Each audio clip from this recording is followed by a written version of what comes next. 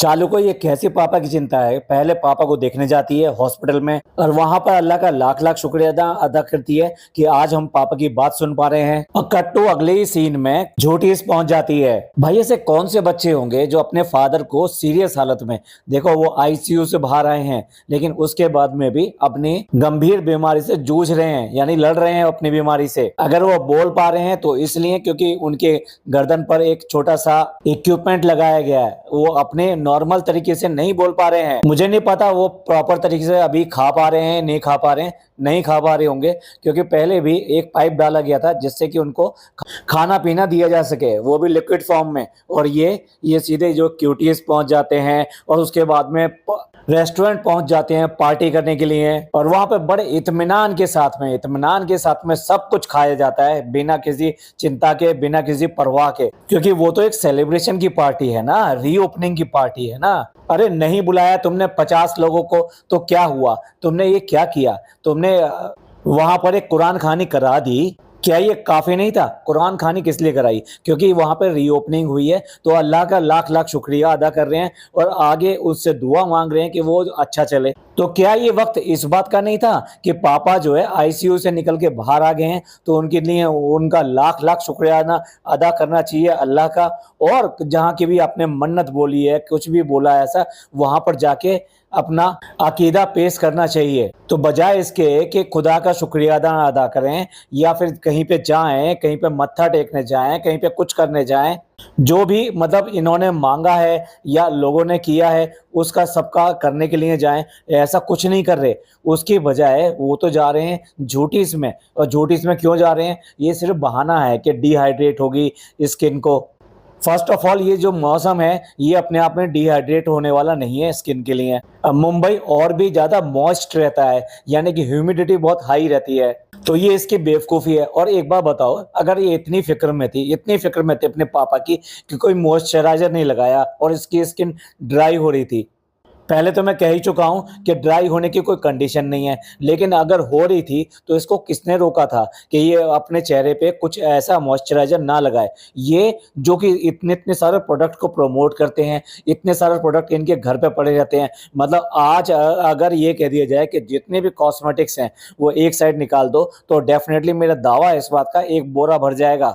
तो ऐसे में ये सिर्फ बेशरम लोग ही कर सकते हैं ऐसा कि अपने पापा के हॉस्पिटल से निकल के सीधे झूठी चले जाए।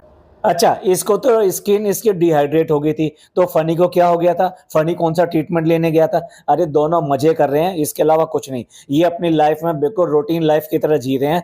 और अगर देखा जाए तो ये आप ही घरों में कर क्या रही थी? अभी व्लॉग तो बन नहीं रहे थे, अगर व्लॉग बनते तो ये व्लॉग के लिए कुछ करती, और व्लॉग के लिए एटलीस्ट 11-12 बजे जो उठती है वो उठती। लेकिन अब जब व्लॉग भी नहीं बनाना, कुछ भी नहीं बनाना, तो इनका क्या है? रात भर जागना और 2 या 3 बजे उठना।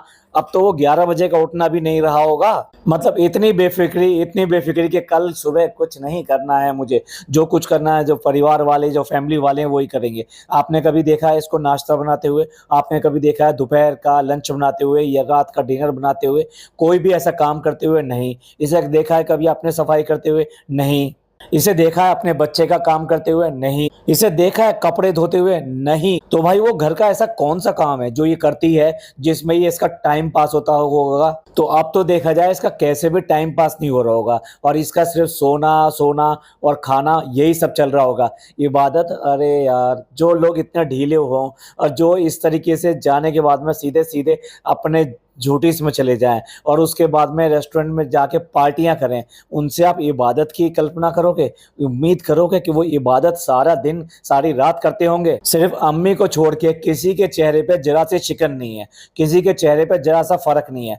और अगर आप, पक्का मैं कह रहा हूं, आप वो वाले सीन देखिए जब ये रेस्टोरेंट में खाना खा रही है, अपने रेस्टोरेंट में खाना खा रहे हैं, तो एक एक बंदे के चेहरे पे इतनी खुशी है। इस तरीके से इन लोगों को देख के लग ही नहीं रहा कि इनको कोई फिक्र है, कोई चिंता है किसी की। चलिए मैं आपके ऊपर छोड़ता हूँ कि आप क्या सोचते हैं, क्योंकि घर में अगर कोई किसी की इतनी ज्यादा तबीयत खराब होती है ना, तो किसी का बोलना भी बुरा लगता है। खाने पीने को कोई पूछता है तो मन नहीं करता उसको खाने के लिए। ये कहा जाता है नहीं अभी भूख नहीं है, बाद में खा लेंगे। किसी को बुरा तो बोल नहीं सकते, लेकिन यही कहा जाता है। बच्चे भी अगर शोर शराबा मचा रहे होते हैं तो बच्चों को डांटा फटकारा जाता है। और ये कहा जाता है छोटों को, अगर जैसे इनके घर में लड़कियां हैं इन सबको बोला जाता है कि यार इन बच्चों को चुप कर लो, बिल्कुल अच्छा नहीं लग रहा। तो जब आदमी की मनोस्थिति, या आदमी हो या औरत हो, मनोस्थिति यानी कि अंदर की जो हालत है वो ऐसी हो जाती है कि किसी का बोलना, रियली किसी का बोलना भी बुरा लगे, तो फिर ऐसे में ये कहाँ चलता है। इनका व्लॉग देखो, सारे सारे गिफ्ट सजाए जा रहे हैं, उनके ऊपर ही हा हा हंसी ठिठोली की जा रही है। ये इसने लेकर आया, ये वो लेकर आया, ये ऐसे चलता है, ये वैसे चलता है, इतने सारे कपड़े आ गए। पति आया है तो पति जो ऐसे लेकर आया है कि दाल धपाल ये सब चीज़ें लेकर आया। अरे भाई तू एक तरफ तो अपने बाप की बीमारी में गया था, कि यानी वो बाप जिसको ये बता के गए थे कि सीरियस है, और उसके बाद में वहां से वापस आया है, तो मतलब इसको ये ध्यान रहा कि दाल लेके जानी है, क्या क्या उसको चीज़ को अच्छी लगती है वो लेके जानी है। ये लोग कहाँ से सीरियस हैं अपने घर की बीमारी के लिए। उसके बाद में दूसरों को ये कहा जाता है कि आप दुआ कीजिए, हमारे लिए दुआ कीजिए, मजे करो तुम, रात भर जागो तुम, और बाहर का खाना पीना ये सब खाओ तुम। जो चीजें बीमारियों में भी खाना बंद है या मना होती हैं, वो चीजें रात दिन तुम खाओ। और इन सब के बाद में कहीं ना कहीं कोई ना कोई बीमार पड़ जाए, और उसके बाद में दुआ करें सब लोग बैठकर। इन्होंने 3 महीने कैसे करके पापा को लेके रेल बनाई थी, कभी यहाँ लेके जा रहे हैं, कभी वहाँ लेके जा रहे हैं। यहाँ तक कि 1400 किलोमीटर की यात्रा इन्होंने एक ट्रेवलर में करा दी, यानी बैठे बैठे सिटिंग कंडीशन में करा दी उनकी। 27 घंटे में यात्रा से वहां पर पहुंचे ट्रेन से, यानी ट्रेन भी लेट होगी तो इतना लंबा टाइम खींच गया। 2-2 4-4 घंटे जैम में फंसे रहे कानपुर और लखनऊ के। इन्होंने क्या क्या नहीं किया, और हर चीज के लिए दुआ मांगने के लिए आ जाते हैं लोगों के पास में। तुम्हारे को भी अल्लाह ने 2 हाथें दिए हैं, और साथ साथ अकल दी है, और साथ साथ पढ़ाई भी दी है कि तुम्हें पढ़ना आता है, मांगो दुआ और ये सब करो। क्यों? इसी व्लॉग के नीचे देखो, एक ने लिखा हुआ है कि उसके पापा का सर्जरी हुई है या ऑपरेशन हुआ है, समथिंग कुछ हुआ है, तो उनके लिए दुआ करें। तो क्या वहां पे इनका लाइक हार्ट कुछ आ गया है? वहां पे कोई 2 लफ्ज आ गए क्या उनके ऊपर? ये कमेंट मैंने जनाब के वीडियो के नीचे देखा था, और जनाब जो कि रात भर वहाँ पे अपने पापा के पास रहेंगे। अभी जो लास्ट व्लॉग आया है कि मैं घर से चलता हूँ और रात को मुझको रुकना है, उसके बाद में आके अपने कमरे में भी आराम करना है। तो ऐसे टाइम पे ही करते क्या हैं ये? सिर्फ और सिर्फ व्लॉग के अपने कमेंट नहीं पढ़ते होंगे तो और क्या ही करते होंगे। और ऐसे में भी इनके हाथ नहीं उठते उसको लाइक करने के लिए, हार्ट देने के लिए, या सिर्फ और सिर्फ आमीन लिखने के लिए, या फिर अल्लाह उनकी दुआ कबूल करे। कुछ भी ऐसे छोटा सा कुछ भी जो लिखना चाहें वो लिखने के लिए इनके हाथ नहीं चलते। अब आपको लगता है कि इनके दिमाग में कोई चिंता होगी, कोई फिक्र होगी, कुछ ऐसी बात होगी। फनी फोटो खींच रहा है क्योंकि वहां पे उसका नाम लिखा हुआ है वेलकम करके। अब वो क्यों करके फोटो खींच रहा है? क्योंकि ये वो अपने आप को सेलिब्रिटी फील ले रहा है। और ये किसको फ्लॉन्ट करेगा? अपने जाके फ्रेंड्स को फ्लॉन्ट करेगा। देखो देखो, मेरे नाम से इस तरह से वेलकम लिखा जाता है, वेलकम नोट लगाया जाता है जब मैं इस तरह से जाता हूँ। अब आप ही बताओ, ऐसा कैमरा उठा के इस तरह की फोटो कौन खींचता है? किन कंडीशन में खींचता है? ऐसे में ध्यान आ जाता है कि मेरे को जो ये वाला चीज शूट करनी है, ये मुझे फोटो लेके रखना है, मुझे अपने दोस्तों को दिखाना है। इनको याद आ जाता है कि हम कहाँ पर आए हैं और उसका वेन्यू कैसा है, उसको दिखा दें। उसके बाद तो प्रोडक्ट्स दिखा दें जो इनको यूजफुल प्रोडक्ट्स मिले हैं। भाई ये सब प्रमोशन नहीं है तो क्या है? चुपचाप जाके भी तो करा सकते थे, क्या और लोग नहीं कराते? लेकिन मेरे ख्याल से इस कंडीशन में तो नहीं कराते होंगे कि किसी के फादर और ये इस तरह से हो और उसके बाद में ये ऐसा करा रहे हो। हाँ, मैंने ऐसा जरूर देखा है, जो लोग क्लीन शेव रहते हैं, उनके फादर या कोई हॉस्पिटल में होते हैं तो वो उनको शेव बनाने का टाइम भी नहीं रहता। और इस बीच में जब तक वो आईसीयू में रहते हैं, उनकी दाढ़ी यानी कि उनकी शेव इतनी ज़्यादा बढ़ जाती है कि दूर से ही दिखाई देता है कि ये बंदा वाकई में अपने पापा के लिए पूरी तरह से डिवोटेड है और उनके लिए लगा हुआ है। इनके किसी के चेहरे पे ना थकान दिखाई देती है, ना कोई प्रॉब्लम दिखाई देती है, ना कोई चिंता दिखाई देती है, ना इनकी बातों में दिखाई देती है। ये बिल्कुल भूल चुके हैं, सिर्फ हॉस्पिटल का नाम लिया, पापा का नाम लिया, उसके बाद में तो पूरा 100% नॉर्मल व्लॉग बनाया। अब बताइए क्या कमी होती है इसके नॉर्मल व्लॉग बनाने में। सारी बातें इसने वही करी हैं। अब देखिए साफ कह रही है कि पापा की तबीयत खराब चल रही है, तो मैंने अपने चेहरे पे मॉइस्चराइजर तक नहीं लगाया, लेकिन पापा की तबीयत अभी बिल्कुल ठीक तो नहीं हुई है, लेकिन कहाँ पर आ गई है अब आप देख सकते हैं। और कह रही है कि ख्याल रखना भी जरूरी है अपना, तो अपनी माताजी को भी ले आती, अपनी खालाओं को भी ले आती। उनका ख्याल किसने रखा होगा? उन्होंने क्या मॉइस्चराइजर लगाया होगा, या फिर तुम्हें ही खाली चिंता थी, उनमें से किसी को नहीं चिंता थी, इसलिए उन्होंने मॉइस्चराइजर भी लगाया, क्रीम भी लगाया, उन्होंने सब कुछ लगाया। अब जब तक ये ट्रीटमेंट करा रहे थे तब तक इसकी जो बारात थी ना वो रेस्टोरेंट पहुंच चुकी थी, और वो सारी लाइन लगे बाहर बैठी हुई है, और फिर ये आ गई वहां पर उनकी पार्टी करने के लिए। रेस्टोरेंट में पार्टी चल रही है और ये कह रही है कि एक दिन सब कुछ ठीक हो जाएगा, और फिर उसके बाद पापा अम्मी और जो है भैया भाभी ये लोग भी आएंगे। हम लोग जो मिस कर रहे हैं भाई, जो लोग हंसी खुशी में होते हैं ना वो लोग मिस करते हैं। यानी आप कहीं चले गए और बहुत अच्छे वहाँ पे सीनरी देख रहे हैं, या किसी बहुत अच्छी जगह चले गए, वहाँ खाना पीना ये सब खा रहे हैं, लेकिन आपका जो फैमिली का पार्टनर है वो ठीक है लेकिन वहाँ पे अवेलेबल नहीं है, तो उसको कहते हैं मिस करना। ऐसे नहीं कि वो हॉस्पिटल में है और मौत जिंदगी के बीच में है या अपनी जिंदगी से लड़ रहा है, उसके बाद में हम कहते हैं हम आपको मिस कर रहे हैं। भैया ऊपर चले गए हैं क्या ऐसे? अब देखिए आपने रेस्टोरेंट की मतलब ओपनिंग कर दी है तो बस काफ़ी है, आपने कुरान खानी कर दी वो भी अच्छा है, उसके बाद में तो रेस्टोरेंट ओपन हो गया, अब लोग आएंगे और जाएंगे, इसमें कौन सी ऐसी बात है? और तुमने अपने ब्लॉग में दिखा दिया है, और कितनी एडवर्टाइजिंग करोगे, और उसके बाद में उसको पूरा दिखाना कि हमारा जो आज की डेट में किस तरह का बना है, हमने इसमें क्या चार चांद लगाए हैं, ये कहीं से भी जायज़ बैठता है? वो भी ऐसे टाइम पे जबकि पापा बीमार हैं। तो अगर मान लीजिए पापा बीमार हैं उसके बाद में भी अगर तुम अपने काम शुरू कर रहे हो तो हो हल्ला किस बात के लिए? क्या आप इस कंडीशन में हो जो खुशियां मना सको? और जिस तरह से रेस्टोरेंट घुमा रही है, अब आप सोच के देखिए जिस तरह से घुमा रही है, अगर इसके पापा ठीक होते तो तब कैसे घुमाती? तब भी ये इसी तरीके से घुमाती।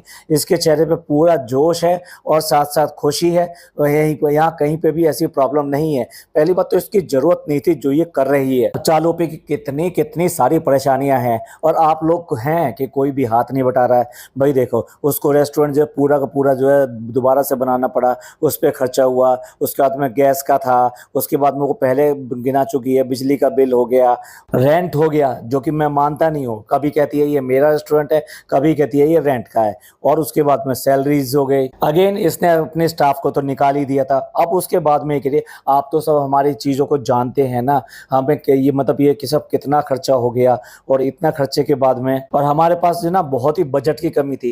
भाई क्यों गिना रही है? पूरे महीने के कितने लाख कमाती है ये हर एक किसी को पता है, कितने लाख लगाती होंगे इसने अभी इस वाले रेस्टोरेंट के रिनोवेशन में। और क्यों सुने और क्यों बता रही है हमें इस बात के लिए, जब नोट गिनती है आज तक बताए हैं कि मेरे इस महीने कितनी अर्निंग आई है, और पिछले महीने इससे ज़्यादा आई थी, या इस महीने पिछले महीने से ज़्यादा आई है, कभी आज तक बताया है?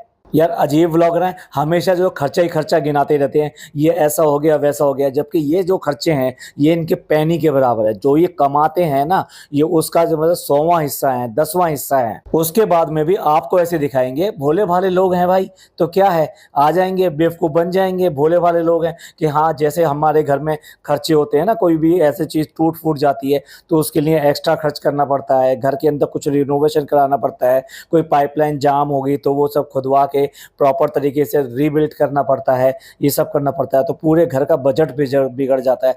जैसे कि ये मिडिल क्लास फैमिली हो, आपको क्या लगता है ये मिडिल क्लास फैमिली है? अगर मिडिल क्लास फैमिली है तो समझ में आता है कि ये सब रोना रो रही है, ये सब बता रही है, ये मिडिल क्लास फैमिली नहीं है। अरे कभी तो उस खुदा का शुक्रिया अदा करो, कभी तो मान लो। इतना ज़्यादा हर समय रोते रहना अच्छी बात नहीं है। बीमारियों के लिए जो इतना उम्मीद कर रहे थे, बीमारी बीमारी बीमारी आ गई ना घर के अंदर बीमारी, हर समय खर्चा खर्चा खर्चा, इसमें खर्चा हो गया फ्रेंड, उसमें खर्चा हो गया। कभी ये आपसे पूछा है इसने कि मैं एक और फ्लैट ले लूं? कभी आज तक पूछा है किसी से कि इतने करोड़ का फ्लैट पड़ेगा, मुझे ले लेना चाहिए कि नहीं ले लेना चाहिए? जब तुम ये नहीं पूछते तो फिर इस समय ये खर्चे बताने का क्या मतलब है?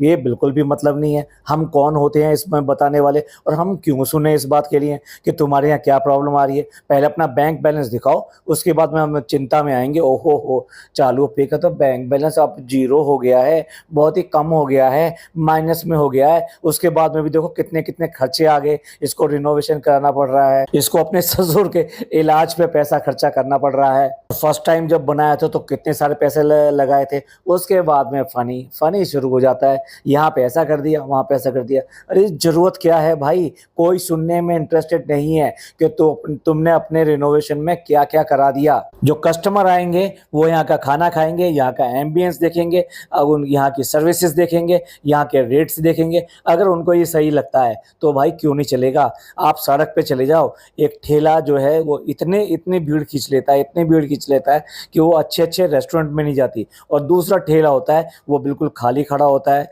और कोशिश कर रहा होता है कि कोई उसके पास आ जाए। फूड का बिजनेस तो कुछ इसी तरीके से है। अगर स्वाद होगा तो लोग बाग खिंच खिंच के जाएंगे, अगर रेट होंगे, वाइबल रेट होंगे, तो लोग खिंच खिंच कर जाएंगे। फिर चाहे तुम कुछ भी कर लो, जब रेस्टोरेंट में आदमी आता है तो उसको कुछ और चाहिए होता है, वहाँ का एम्बियंस चाहिए होता है, यानी वो साफ सुथरा ये सब चीज़ें हैं या नहीं है, वहाँ का स्वाद चाहिए होता है कि वहाँ खाने में स्वाद है या नहीं है, वहाँ की सर्विस कैसी है, आधा आधा घंटा बैठाते तो नहीं है, वहाँ किसी की तरह की प्लीजेंट स्मेल होनी चाहिए और ऐसा कुछ गड़बड़ नहीं होना चाहिए जो आपको प्रॉब्लमेटिक लगे। और ये सारी चीज़ें होंगी तो भाई क्यों रेस्टोरेंट नहीं चलेगा, उन पे कौन ध्यान देगा, यहाँ पे कौन बैठेगा।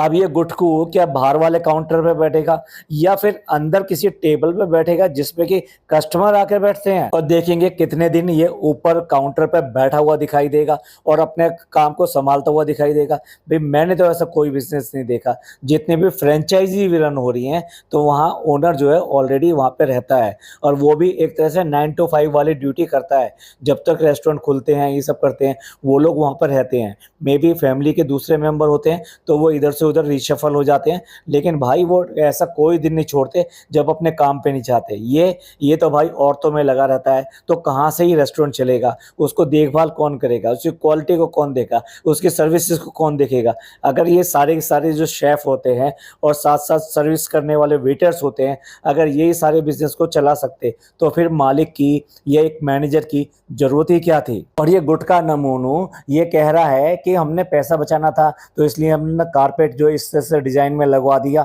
और हमने अपना पैसा बचा लिया। भाई किसने कहा था तुमसे ये कारपेट और ये सब डिजाइन बनाने के लिए?